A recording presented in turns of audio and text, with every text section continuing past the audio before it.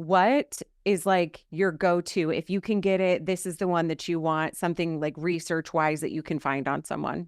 I think referral is definitely number one. I would keep it right where it is.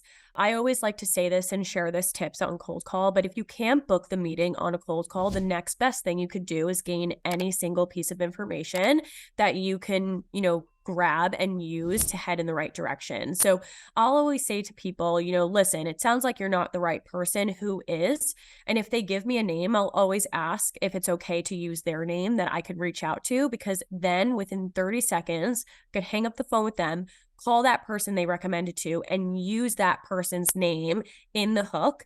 9 times out of 10, they'll be like, oh my God, yeah, like, what do you have? Because you're already utilizing a person that they know, they trust. So they're going to allow you to pitch. So if I can get a name and get permission to use that name on any call, that is going to be my go-to, my number one. They always let you pitch.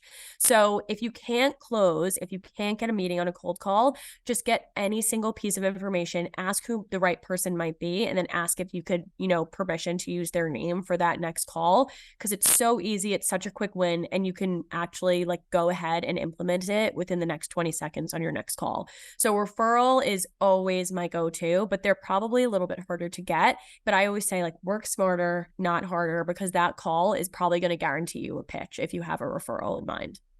Okay. So you know it's already coming. I know you can feel it. If someone's like, that's the right person, but do not use my name, do you have like a go-to line or like a strategy that you use from that point? That's actually a really good question. I would say that I don't really have a go-to line, but I'm still going after that person. I won't use that person's name saying they reached out, because obviously I didn't get permission to ask. But what I always will do is maybe send a follow-up LinkedIn being like, hey, I know you respect the grind. I know you respect that you probably have a, team doing the same thing as me. Can I get permission to use your name when I do call this person? This is the reason why I'm reaching out to them.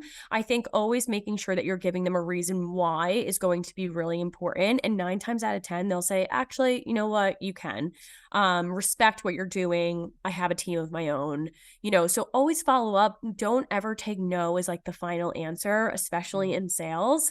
I feel like there's definitely some harsher no's that we've all experienced before, where okay, it's time to give it up and move on to the next lead. But never take no as an answer, because a no for someone on one day might mean a yes for the same person the next day.